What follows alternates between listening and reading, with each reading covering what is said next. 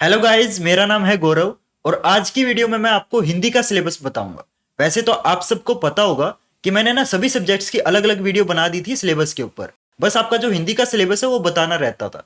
तो आज की वीडियो में मैं आपको हिंदी का सिलेबस बताऊंगा। बस दो चीज़ों का ध्यान रखना, ये जो मैं सिलेबस बताने वाला हूँ ये आपका कोर्स ए का सिलेबस है। वैसे तो मैक्सिमम बच्चों के पास कोर्स ए ही होता है, लेकिन फिर भी आप एक बार कंफर्म कर लेना कि आपका कोर्स कौन सा है। तो ये जो वीडियो है ये आपके कोर्स ए के बच्चों के लिए, ठीक है। दूसरी चीज ये है कि ये जो मैं सिलेबस बताने वाला हूं ये आपका 2022 से 2023 वाला जो सेशन है उन बच्चों के लिए, यानी कि जो बच्चे अभी अप्रैल 2022 के अंदर 9th क्लास से 10th क्लास में गए हैं ना, उन बच्चों का मैं सिलेबस बताने वाला हूं। जो बच्चे अभी अप्रैल के अंदर 10th का पेपर देंगे उनका सिलेबस नहीं है। वैसे जो बच्चे अभी पेपर देने वाले हैं वो तो सिलेबस को देख के करेंगे क्या, क्योंकि उनके तो पेपर ही आ गए ना, तो उनका तो सिलेबस सारा कवर हो चुका होगा। तो चलो फिर स्टार्ट करते हैं। वैसे मैंने ना सीबीएसई का जो सिलेबस ऑफिशियल सिलेबस है वो देखा था और मेरे को ना बिल्कुल भी समझ नहीं आया यार, इतना कंफ्यूजिंग लगा मेरे को। और जब मेरे को समझ नहीं आया तो मेरे को ऐसा लगा यार बच्चों को तो और भी कंफ्यूजिंग लग रहा होगा, है ना। पता नहीं गद्यांश काव्यांश ऐसे ऐसे लिखे हुए थे वर्ड्स। लेकिन आज मैं आपके लिए ना बहुत सिंप्लीफाइड तरीके से सिलेबस बताने वाला हूँ। जैसे चैप्टर पोएम इस भाषा में बताऊंगा, ऐसे गद्यांश काव्यांश ऐसी भाषा में नहीं बताऊंगा, क्योंकि ना वो जो वर्ड्स होते हैं वो थोड़े से कंफ्यूजिंग लगते हैं मेरे को। तो आज मैं आपको बहुत ही सिंपल तरीके से सिलेबस बताने वाला हूँ। तो सबसे पहले मैं आपको एग्जाम पैटर्न बता देता हूं कि आपका पेपर किस तरीके से होगा। आपको पता है पेपर आपका 3 घंटे का होगा और पेपर आपका 80 नंबरों का होगा, ठीक है। जिसमें आपके जो 20 नंबर होंगे वो अलग होंगे। 20 नंबर आपके इंटरनल असेसमेंट वाले हैं और जो पेपर होगा वो 80 नंबर का होगा। तो आपका जो रिजल्ट बनेगा ना वो आपका 100 में से ही बनेगा, यानी कि 80 नंबर आपके पेपर के और 20 नंबर आपके इंटरनल असेसमेंट के। इंटरनल असेसमेंट डिपेंड करता है आपकी स्कूल की परफॉर्मेंस के ऊपर, क्योंकि ये जो 20 नंबर है ना ये आपके स्कूल टीचर के हाथ में होते हैं। वो आपकी चाहे अटेंडेंस देख के, चाहे आपके रेगुलर जो टेस्ट होते हैं क्लास में वो देख के, या आपका जो क्लास के अंदर बिहेवियर है उसको देख के, उसके हिसाब से देता है, ठीक है। तो ये 20 नंबर आपके टीचर के हाथ में होते हैं और जो 80 नंबर है वो आपके हाथ में होते हैं। क्लियर। तो टोटल जो रिजल्ट है वो आपका 100 नंबर में से बनता है। आइए चीज समझ। और पेपर आपका 3 घंटे का होगा। अब जो मैं आपको सिलेबस बताने वाला हूं वो सबसे पहले मैं आपको डिलीटेड सिलेबस बताऊंगा, ताकि आपको पहले चीजें पता चल जाए कि क्या क्या सिलेबस में नहीं आने वाला। और ये जो चीजें मैं आपको बता रहा हूं ये या तो अपनी जो बुक है, हिंदी की बुक है, उसके अंदर मार्क कर लेना, या आपकी जो हिंदी की फेयर नोटबुक है ना उसके लास्ट पेज पे ये सिलेबस सारा का सारा नोट कर लेना। क्योंकि बार बार तो आप वीडियो को देखोगे नहीं, राइट। एक बार देखो, उसको नोट करो, ताकि बार बार आपको सिलेबस देखने के लिए मेरी वीडियो ना देखनी पड़े। आई चीज समझ। तो सबसे पहले मैं आपको क्षितिज के चैप्टर्स बता देता हूं कि कौन कौन से चैप्टर आपके कट हुए हैं। ये आपकी क्षितिज बुक के हैं, ठीक है। तो इसमें आपके 2 चैप्टर कट हुए हैं। एक तो है स्त्री शिक्षा के विरुद्ध कुतर्कों का खंडन, एक तो आपका ये चैप्टर कट हो चुका है, यानी कि ये चैप्टर आपको नहीं करना। दूसरा है आपका मानवीय करुणा की दिव्य चमक। तो आपकी क्षितिज बुक में ये 2 चैप्टर आपके कट हो चुके हैं। क्लियर। फिर आता है आपका क्षितिज की पोएम। तो अब मैं आपको पोएम और बता देता हूं कि आपकी कौन कौन सी पोएम कट हुई है। तो आपकी टोटल 3 पोएम कट हुई हैं। एक तो है सवैया कवित, दूसरी है छाया मत छूना, तीसरी है कन्यादान। तो आपकी 3 पोएम कट हो गई और वो 2 चैप्टर कट हो गए। तो क्षितिज में आपकी टोटल 5 चीजें कट हो चुकी हैं, 3 पोएम और 2 चैप्टर। आइए चीज समझ। तो ये आपको नहीं करना। फिर आती है आपकी सेकंड बुक जो कि है कृतिका, जो कि बिल्कुल ही पतली वाली बुक होती है। मेरे को तो आज भी याद है जब मैंने 10th की थी, बहुत ही पतली सी बुक होती है ना। तो उसके अंदर आपके 2 चैप्टर कट हो चुके हैं। एक है एही ठैया झुलनी हैरानी हो रामा, अरे कैसे कैसे नाम रख देते हैं। तो एक तो ये चैप्टर कट है। दूसरा है जॉर्ज पंचम की नाक, ठीक है। ये 2 आपके चैप्टर कट हो चुके हैं। जॉर्ज पंचम की नाक मेरे को आज भी याद है, ये हमने बहुत ही मतलब डीपली पढ़ा था ये चैप्टर, और इसमें से ना एक क्वेश्चन मेरे पेपर में भी आया था। लेकिन आपको ये चैप्टर करने की जरूरत नहीं है, ये आपके कट हो चुके हैं। तो टोटल आपकी 7 चीजें कट हो चुकी है, 5 आपकी क्षितिज में से और 2 आपकी कृतिका में से। पहले आपको ये पता होना चाहिए कि क्या क्या चीजें कट हुई हैं, ठीक है। अब आपको पता चलेगा कि इनके अलावा सिलेबस आपको पढ़ना है। अब मैं आपको ना पेपर का पैटर्न बता देता हूं कि पेपर आपका किस तरीके से आएगा। तो जो आपका पेपर है ना वो आपका 2 पार्ट में डिवाइड होगा। पार्ट मतलब हिंदी में पार्ट को खंड बोलते हैं, ठीक है। मेरे को भी पहले नहीं पता था, अब मेरे को पता चला। तो 2 पार्ट में डिवाइड होगा और जो पहला पार्ट है वो आपका एमसीक्यू वाला होगा और जो दूसरा पार्ट है वो आपका डिस्क्रिप्टिव होगा। मैंने आपको बताया था पेपर टोटल 80 नंबर का है, तो 80 नंबर आपके 2 पार्ट में डिवाइड हो गए। 40-40, 40 नंबर के एमसीक्यू आएंगे, 40 नंबर का आपका डिस्क्रिप्टिव। डिस्क्रिप्टिव जैसे आपको सारे क्वेश्चन लिखने नहीं पड़ते, जैसे पत्र हो गया या आपके ऐसे हो गया या क्वेश्चन के आंसर हो गए, वो चीज डिस्क्रिप्टिव जिसमें आपको लिखना पड़े, एमसीक्यू जिसमें आपको बस टिक करना पड़े। तो 40 नंबर के एमसीक्यू, 40 नंबर का डिस्क्रिप्टिव क्वेश्चन। ठीक है, ये हो गए आपके पेपर के 2 पार्ट। तो पहले पार्ट में आपकी क्या क्या चीजें आएगी वो मैं बता देता हूं। तो सबसे पहले आपको पेपर में 2 चीजें देखने को मिलेंगी। एक होता है अपठित गद्यांश। गद्यांश मतलब एक पैराग्राफ होगा और वो अनसीन पैसेज बोलते हैं ना इंग्लिश में, वो होगा। यानी कि वो एक ऐसा पैराग्राफ दिया मिलेगा आपको जो आपने कभी भी पढ़ नहीं रखा होगा, और अगर आपकी किस्मत अच्छी है तो शायद आपने पढ़ रखा होगा, जो कि आपका 250 शब्दों का होगा, यानी कि 250 वर्ड्स का होगा। और उस पैराग्राफ से आपके टोटल 5 एमसीक्यू पूछे जाएंगे और हर एमसीक्यू एक एक नंबर का होगा। तो अपठित गद्यांश यानी कि अनसीन पैसेज में से 5 नंबर के एमसीक्यू आएंगे, और उसी के साथ आपका एक अपठित काव्यांश भी आएगा, यानी कि अनसीन पोएम आएगी। तो एक अनसीन पैराग्राफ आएगा, एक अनसीन पोएम आएगी, दोनों से आपके 5-5 एमसीक्यू पूछे जाएंगे और हर एमसीक्यू आपका एक एक नंबर का होगा। तो टोटल हो गया आपका 10 मार्क्स। आइए जी समझ। तो 10 मार्क्स के आपके ये आ जाएंगे, ये 2 चीज आएंगी। इसके बाद आता है व्याकरण, और व्याकरण में भी देखो आपकी बहुत सारी एमसीक्यूज पूछे जाएंगे। तो टोटल आपके 20 एमसीक्यू होंगे। ठीक है, वैसे मैं 10 क्यों दिखा रहा हूं। तो टोटल आपके 20 एमसीक्यू होंगे, जिसमें से आपको सिर्फ 16 करने हैं। क्लियर। तो आपके एमसीक्यू किस किस टॉपिक से होंगे देखो। पहला होगा उपसर्ग प्रत्यय से। उपसर्ग प्रत्यय से आपके 5 एमसीक्यू होंगे, जिसमें से आपको किन्हीं 4 का आंसर देना है। जो आपके बेटर आते हैं ना, जो आपको अच्छे से आते हैं, सिर्फ आप उन्हीं 4 को कर लेना, एक आप छोड़ सकते हो। उसी तरीके से 5 आपके समास में से पूछे जाएंगे, 5 आपके अर्थ की दृष्टि से वाक्य भेद यहां से आएंगे, और 5 आपके अलंकार में से पूछे जाएंगे।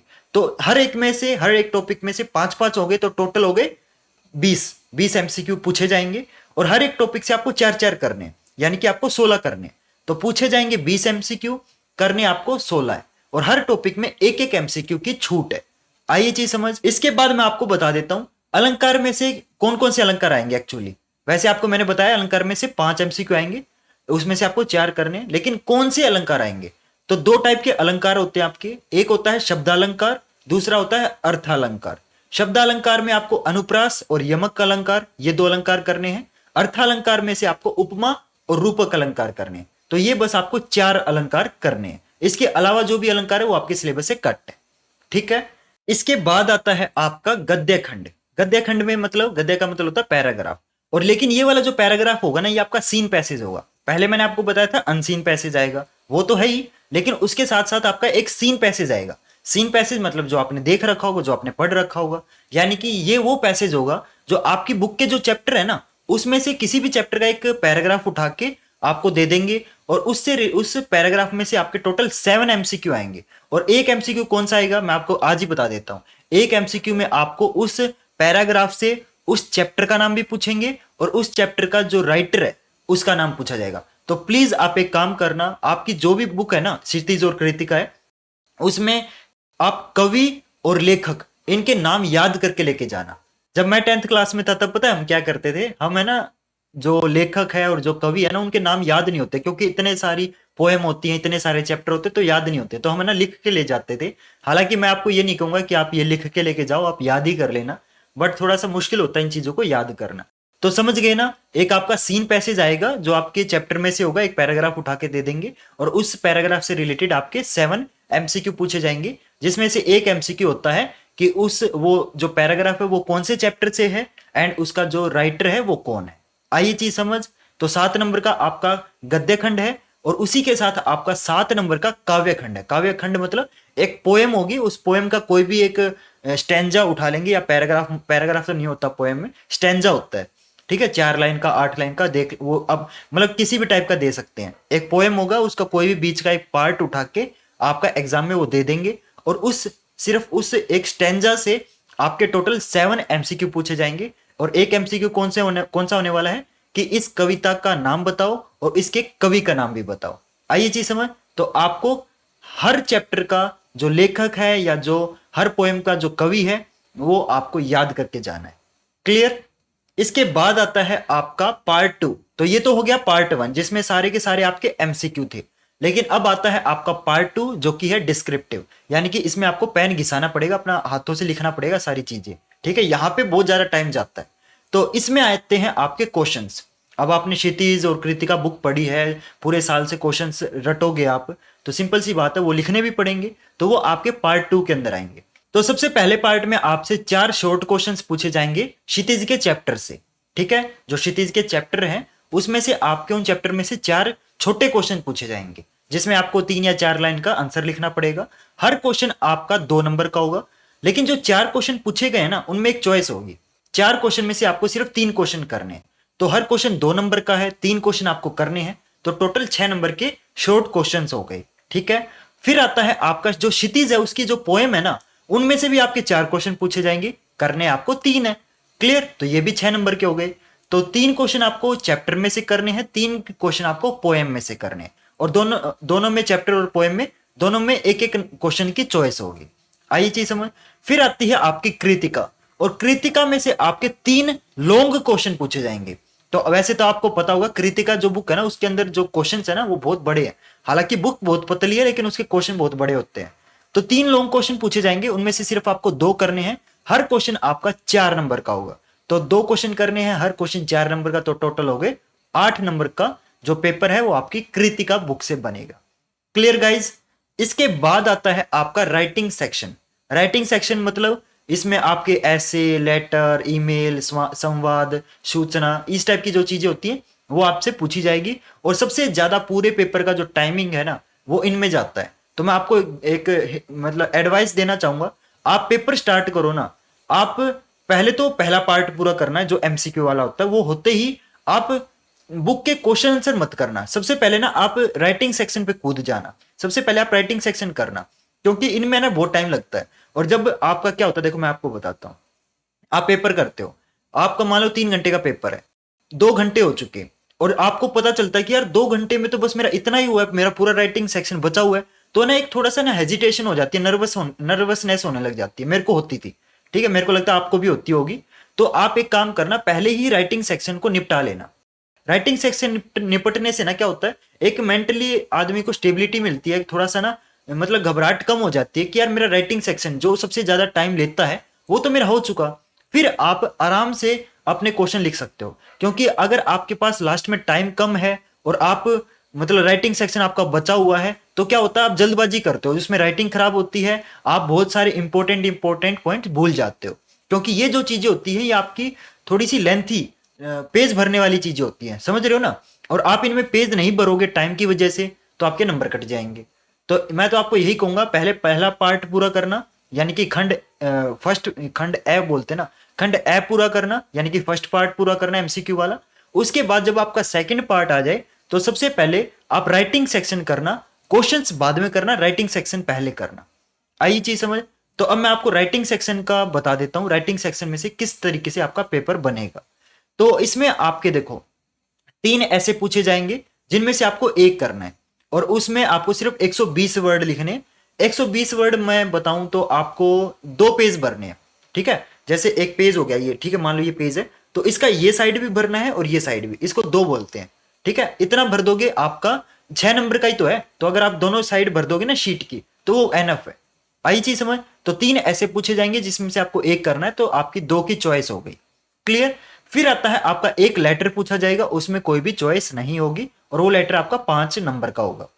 फिर आपको एक लघु कथा या फिर एक ईमेल, इन दोनों में आपकी एक चॉइस होगी। या तो आप शॉर्ट स्टोरी लिखो, लघु कथा मतलब शॉर्ट स्टोरी, या तो आप शॉर्ट स्टोरी लिख सकते हो या आप ईमेल लिख सकते हो, इनमें से आपकी एक चॉइस होगी। मैं आपको बताऊं तो एक काम करना, आप लघु कथा लिखना। लघु कथा में क्या होता है, वो स्टोरी होती है, तो आप बना सकते हो अपनी तरफ से। ईमेल में क्या होता है, बहुत सारी चीजें है ना दिमाग में लेके चलनी पड़ती है, लेकिन शॉर्ट स्टोरी में ना ज्यादा चीजें दिमाग में नहीं लेनी पड़ती।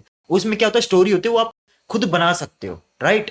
और ये वाला जो सेक्शन होगा, शॉर्ट स्टोरी या फिर ईमेल, इनमें से कुछ भी करो, ये दोनों आपके 5 नंबर के होंगे, जिनमें से आपको एक करना है, या तो शॉर्ट स्टोरी या ईमेल, ठीक है। फिर आता है आपका लास्ट चीज, जो कि है एक संवाद लेखन। संवाद मतलब कम्युनिकेशन, हम जब किसी से बात करते हैं ना, तो हमारे आपस में क्या बातें हो रही है वो लिखनी होती है, संवाद लेखन।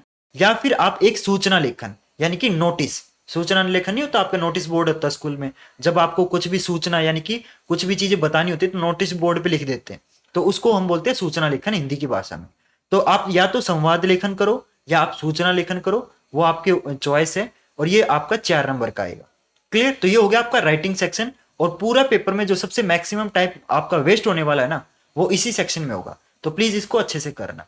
तो ये आपका यहाँ पे हिंदी का जो पेपर का पैटर्न है वो पूरा होता है। अब मैं आप सबके लिए ना एक गिफ्ट लेके आया हूँ। देखो, यहाँ पे मैं आपके लिए रिप्रोडक्शन के हैंड रिटन नोट्स लेके आया हूँ। और सिर्फ आपके रिप्रोडक्शन के नोट्स नहीं है, इसके साथ आपको हेरिडिटी के नोट्स भी मिलेंगे, इसके साथ आपको एनवायरमेंट चैप्टर के नोट्स भी मिलेंगे। हालांकि ये मैं आपको हिंदी के सिलेबस में साइंस की चीजें बता रहा हूँ, लेकिन ये नोट्स है ना one of the best notes है, और ये कंप्लीटली फ्री है।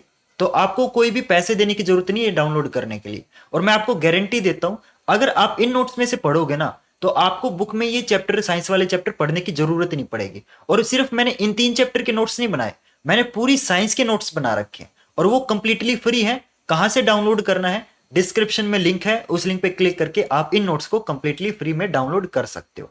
ठीक है। अगर फिर भी आपको कोई डाउट है, कुछ भी पूछना है मेरे से बातें करनी है, तो यहाँ पे मेरी इंस्टाग्राम आईडी आपको दिख रही होगी, इस पे आप मेरे को मैसेज करके मेरे से चीजें पूछ सकते हो। बहुत सारे बच्चे मेरे से वहां पे जुड़े हुए हैं एंड बहुत सारी चीजें मेरे से पूछते हैं, और मैं उनके डाउट भी सोल्व करता हूँ। तो यहाँ पे आपको मेरी इंस्टाग्राम आईडी दिख रही होगी, यहाँ पे आप मेरे को मैसेज कर सकते हैं, एंड अगर फॉलो करना चाहे तो आप फॉलो कर सकते हैं, मेरे को अच्छा लगेगा। ओके गाइज, इसी के साथ इस वीडियो को एंड करते हैं। एंड प्लीज इस वीडियो को लाइक शेयर कर देना अपने फ्रेंड्स के साथ, लाइक तो यहीं पे कर देना, और शेयर अपने फ्रेंड्स के साथ कर देना। और चैनल को सब्सक्राइब करना मत भूलना, क्योंकि अभी हमारे इतने ज्यादा सब्सक्राइबर्स नहीं है। और यहाँ पे इंस्टाग्राम आईडी दिख रही है, तो आप मेरे को वहां पे फॉलो कर सकते हो। ओके गाइज, कमेंट करके जरूर बताना कि आपको ये वीडियो कैसी लगी। मैंने पूरा सिलेबस थोड़ा सा सिंप्लीफाई तरीके से आपको समझाने की कोशिश की है। होप करता हूं आपको ये सारी चीजें अच्छे से समझ आई होगी।